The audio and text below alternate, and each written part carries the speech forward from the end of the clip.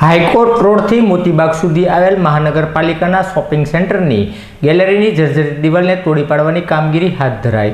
High court રોડથી Moti Bagh સુધી આવેલ મહાનગરપાલિકાના શોપિંગ સેન્ટરની ગેલેરીની દિવાલ છેલ્લા ઘણા સમયથી જર્જરિત છે અને મોટો અકસ્માત નોંધાય તે પહેલાં મહાનગરપાલિકા દ્વારા તોડવાની આ ગેલેરીની દિવાલ ધરાશાયી હોવાના બનાવ બન્યા હતા।